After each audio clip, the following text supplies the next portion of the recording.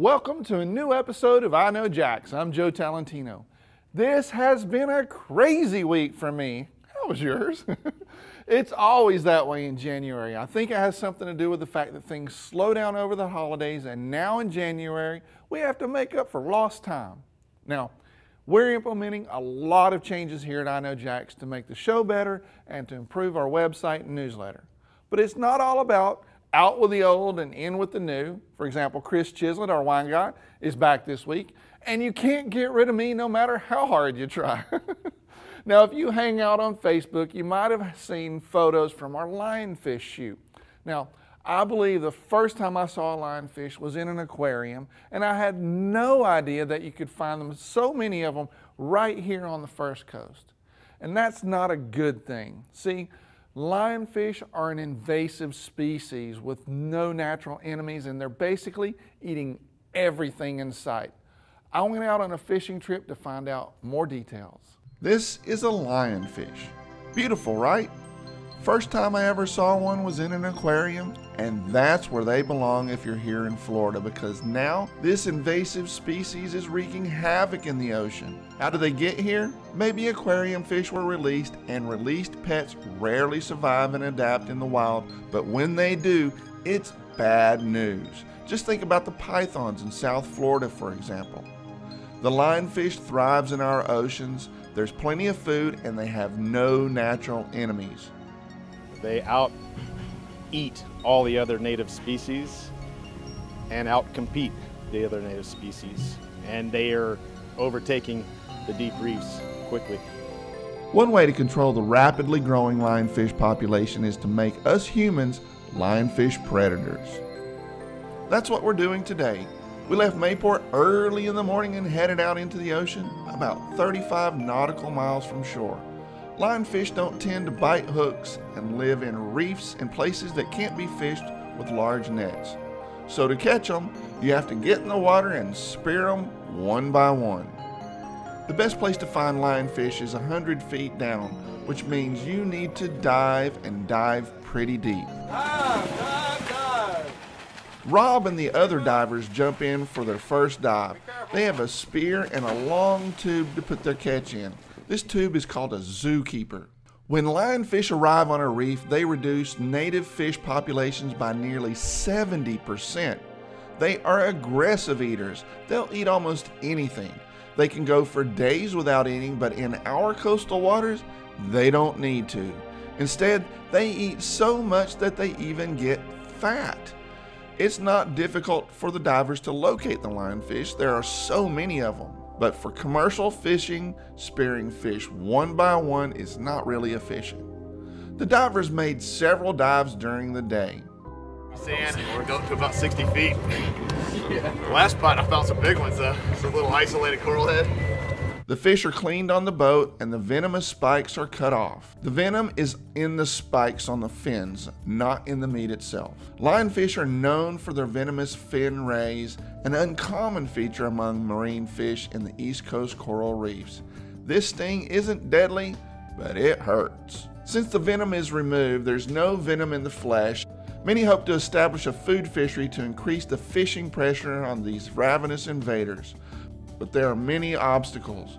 Fishing lionfish is complicated and costly. Meanwhile, the lionfish thrives in our waters, threatening native fishes with their voracious appetites and unchecked population growth. Rob and his crew are doing their best to help keep the lionfish population on the First Coast in check. Today's catch is going to the Fish Company. So far, the Fish Company in Atlantic Beach is the only local restaurant in Jacksonville that has lionfish on the menu. Next week, we're going to visit the restaurant to see how it's being prepared and how it tastes too. Isn't that just crazy? You can find out more about lionfish in my article on the I Know Jax website.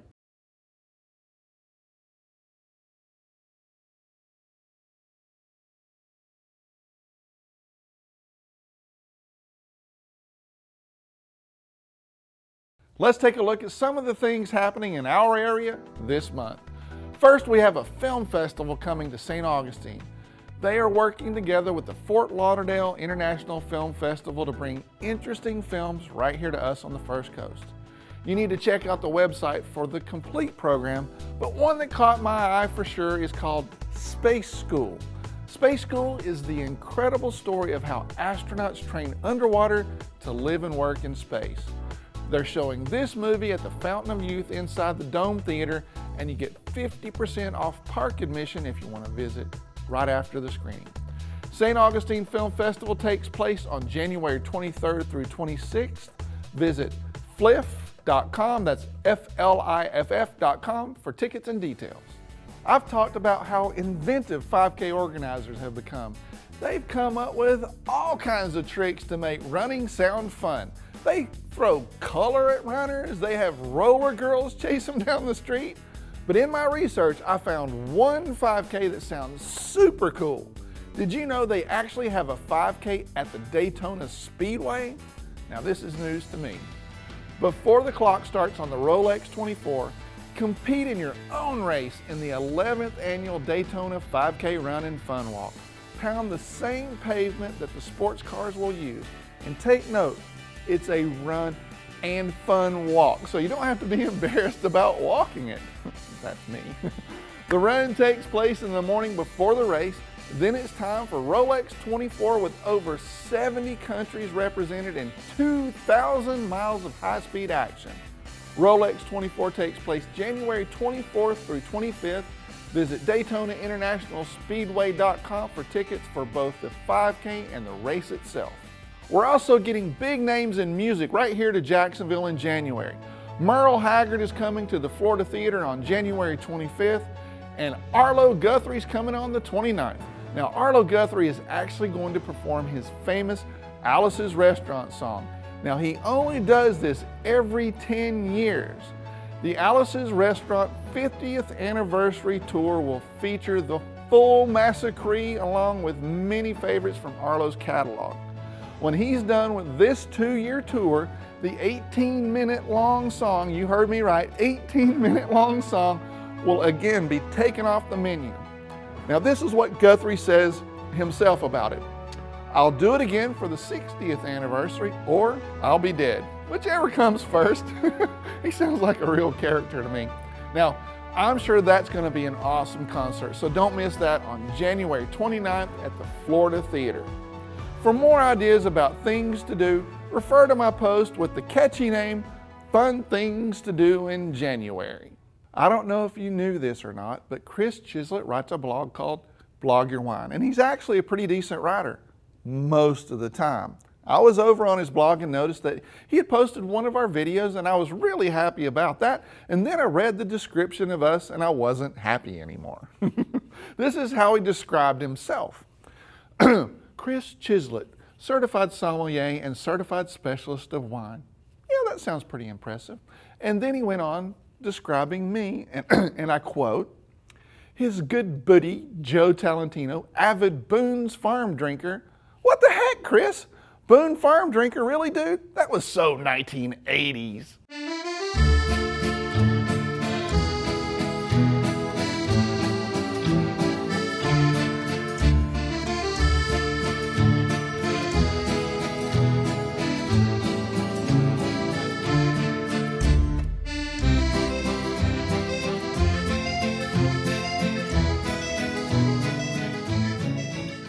I'm with my buddy Kris Chislett, the wine guy, and we're going to talk about bubbly, obviously. We are.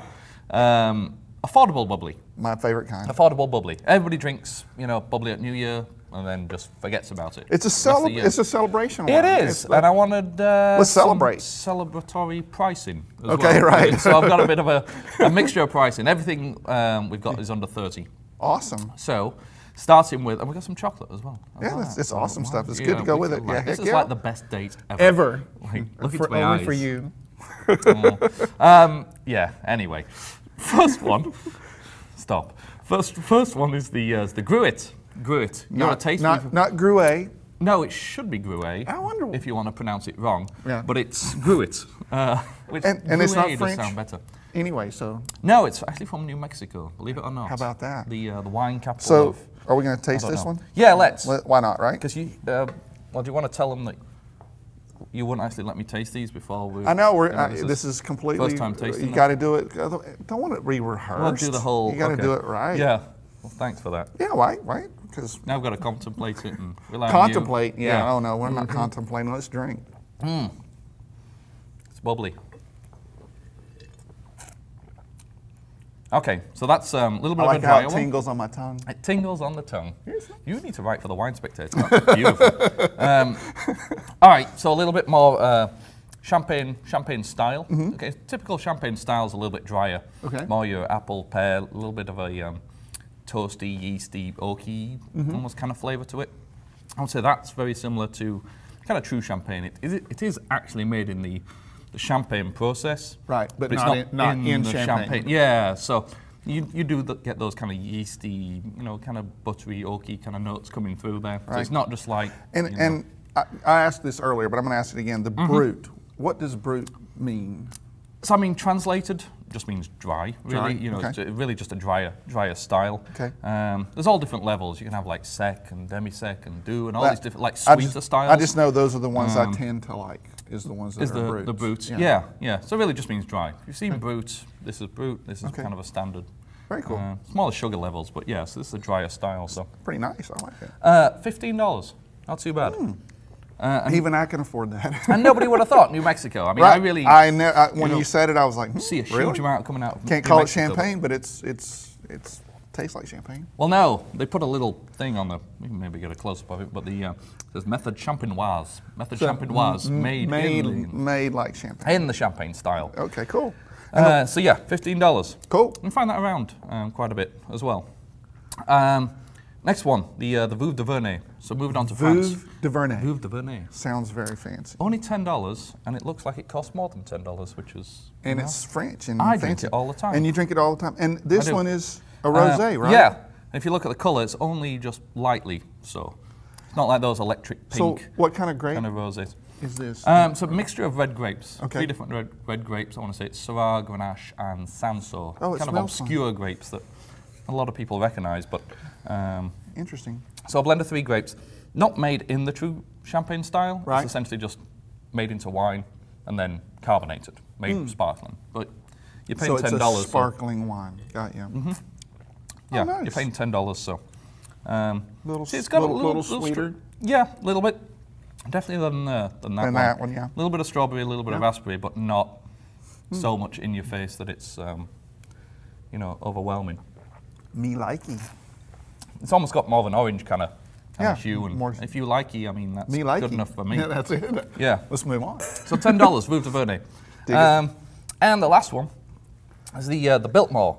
From North Carolina, which is really Biltmore cool. Estate. Yeah, this is their Blanc de Blanc. We've got this one in a little bit of a different glass. You know why we got that in a bit of a different glass? Because those are the ones you had clean. Yep. That's it. Was it really? Good guess. Ruined my joke. Damn it. Like it. Well done. So Yeah. Blanc de Blanc, what does that mean? I mean, white on white? So yeah, so white of whites, White like of white white. wine made from white grapes. gotcha. So only Chardonnay, 100% Chardonnay. Okay. Where these others were a blend. This one One was grape. 100% Chardonnay. The most expensive in the lineup, but $24.99 on this one.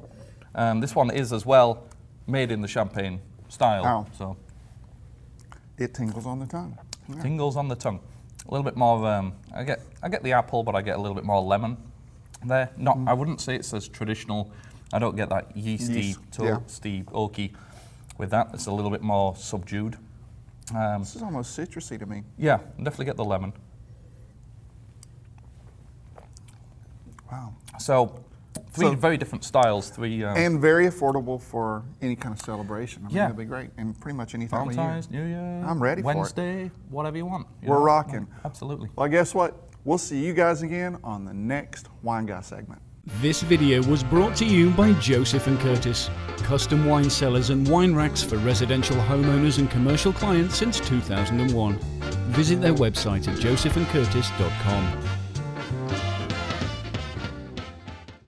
Next week, we might have the certified sommelier and certified specialist in wine, Chris Chislett, and his booty, the Boone Farm Drinker, back here on the show. I don't know. I'm not really sure how I feel about all that yet.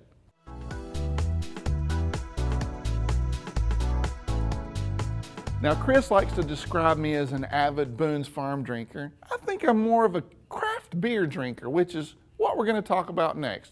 We're getting more and more craft breweries in Jacksonville and even more craft brew pubs as well. It's even becoming a draw for tourism, and that's why the Jax Ale Trail was launched. We went on an adventure to find out more details.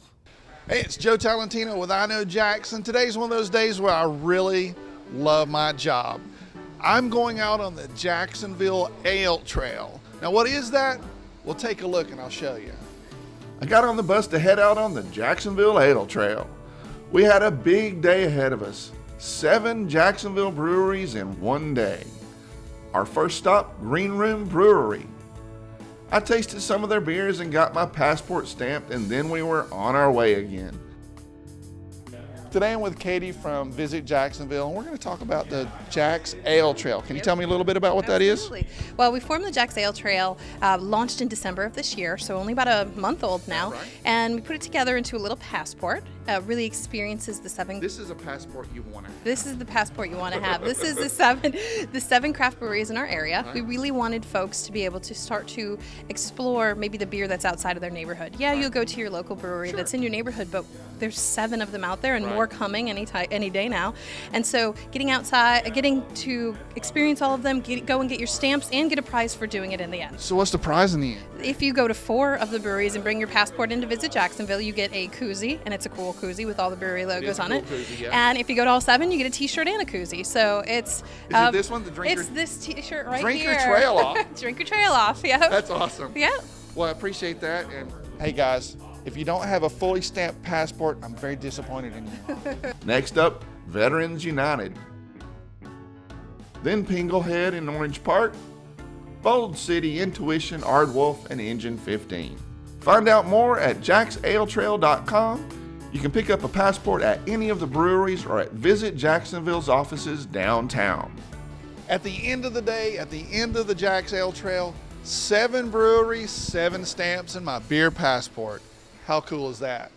Doing the whole Jax Ale Trail in one day is a lot of work. Trust me, and you need to leave that to the pros.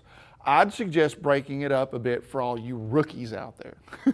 Now that's it for I Know Jax for this week. We'll be back with another episode next weekend, but before then, I'm sure I'll see you on the internet.